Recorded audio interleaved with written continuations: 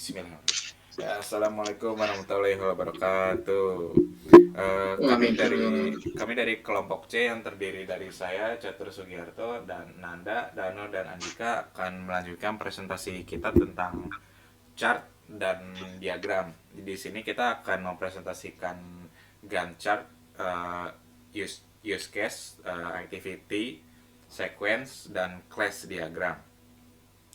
Untuk pertama adalah Gantt chart. Gantt chart akan dijelaskan oleh Mas Nanda dulu. Silakan Mas Nanda. Baik, terima kasih Mas Yatur. Oke, untuk Grand Chat ini diawali oleh pertama itu tahap analisis. Dan tahap analisis ini kita pertama itu menentukan pembuatan aplikasi dan pembagian tugas. Di sini tuh akan dilakukan oleh Mas Catur. Di sini jangka waktunya itu setengah hari aja. Lalu proses wawancara yang dilakukan oleh Mas Andika Putra Gata dan juga Mas Danu Azrial. Sebenarnya bukan hanya Mas Danu saja, tapi juga dengan Mas Catur dan juga saya. Lalu menentukan kebutuhan perangkat lunak itu dilakukan oleh saya, Manda. Untuk yang kedua itu tahap perancangan aplikasi dan desain sistem. Yang pertama itu menentukan struktur aplikasi. Di sini kita memakan waktu 1,5 hari. Itu dilakukan oleh Mas Catur dan juga Mas Andika. Lalu kedua itu untuk mendesain UI dan UX. Ini dilakukan oleh saya dan Mas Danu, akan memakan waktu 2 hari. Lalu pembuatan aplikasi di sini memakan waktu 30 hari yang akan dilakukan oleh Mas Dika dan juga Mas Danu. Untuk tahap ketiga itu tahap testing dan perbaikan. Pertama, menetapkan skenario pengujian. Di sini dalam tahap testing dan perbaikan ini kita memakan waktu 14 hari. Lalu kalau untuk menetapkan skenario pengujian itu dilakukan oleh Mas Catur selama 1 hari. Lalu sistem tes dilakukan oleh kita berempat, Mas Catur, saya, Mas Dika, dan juga Mas Danu. Di sini kita memakan waktu 14 hari. Lalu selanjutnya itu evaluasi dan final test. Di sini dilakukan oleh kita berempat juga yang akan memakan waktu 10 hari. Untuk tahap terakhir, tahap instalasi dan operasi. Tahap instalasi dan training ke pengguna akan memakan waktu 3 hari yang dilakukan oleh kita berempat.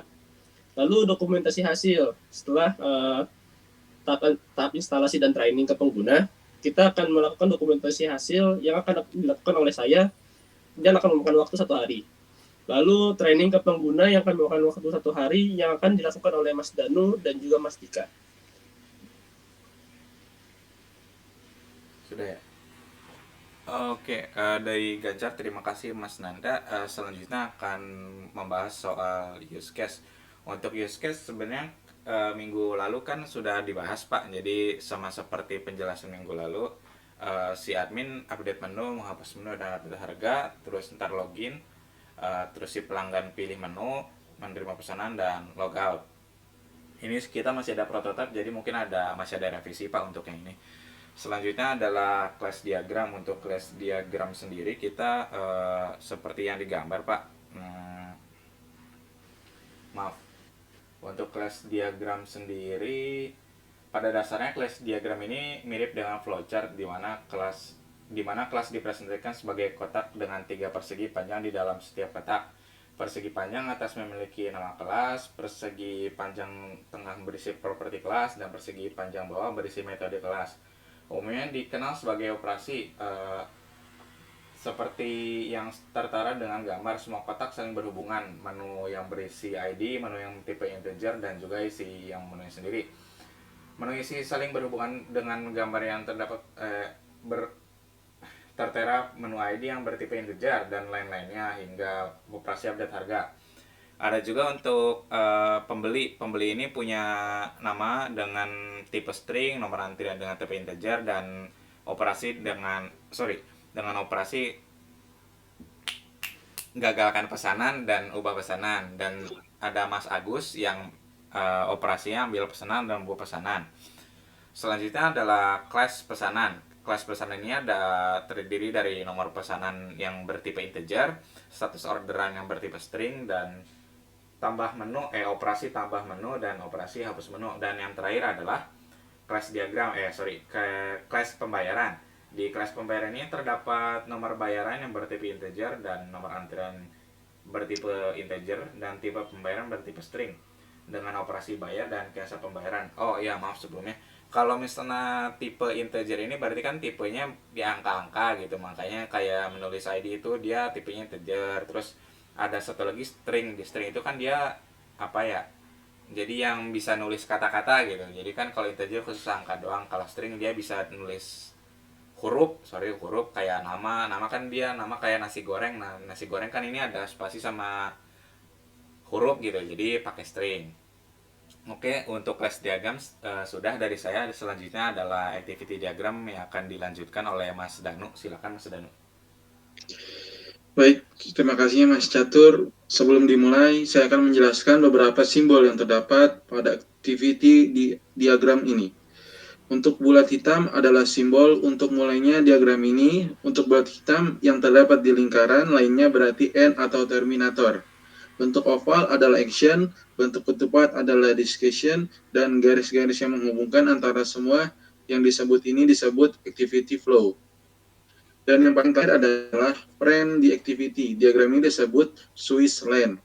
Sesuai gambar, diagram ini dimulai dari action mulai, dilanjutkan dengan pelanggan membuka website, lalu website pemesanan menampilkan menu, pelanggan pilih menu, website memastikan ketersediaan menu, terus Mas Agus mengkonfirmasi menu, lalu website menampilkan detail dan tanya butuh berapa banyak ordernya, lalu pelanggan input order, lalu website menampilkan orderan yang akan dioper ke pelanggan. Jika order belum oke, balik lagi ke pilihan menu dan ulang lagi prosesnya. Tapi jika order sudah oke, website akan menampilkan pembayaran, lalu Mas Agus akan mempersiapkan makanan dilanjutkan dengan pelanggan bayar. Dan Mas Agus terima bayarannya. Orderan diterima oleh pelanggan dan selesai. Mungkin sekian tentang activity diagram.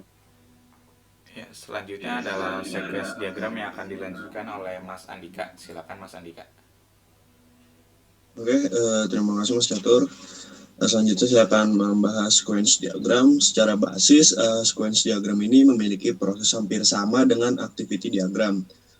Bedanya di sequence diagram ini tidak ada simbol-simbol kompleks seperti activity diagram. Hanya kalau sequence diagram ini terlihat lebih sistematis dibanding sequence. Sesuai gambar, pelanggan akan membuka website dan website akan memproses untuk akses ke database menu. Database menu akan memberi feedback ke pelanggan berupa list menu. Kemudian pelanggan memilih menu di websitenya dan website akan mengakses menu database untuk menampilkan detail makanan. Website akan mengkonfirmasi ke pelanggan apakah jadi order atau tidak. Jika jadi akan masuk ke tahap alternatif yang akan langsung memproses input dari pelanggan ke Mas Agus atau penjualnya yang akan mempersiapkan makanannya. Mas Agus akan mengkonfirmasi kalau orderan ada ke pelanggan. Jika pelanggan belum oke dengan orderannya, pelanggan akan memilih pesanan lainnya. Jika pelanggan sudah oke, pesanan akan diproses oleh Mas Agus, pelanggan bayar orderan dan orderan diterima.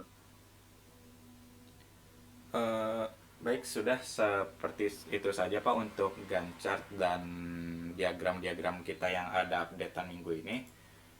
Paling segitu saja untuk presentasi dari kelompok saya. Mohon maaf jika ada salah kata. Wassalamualaikum warahmatullahi wabarakatuh. Wassalamualaikum warahmatullahi wabarakatuh.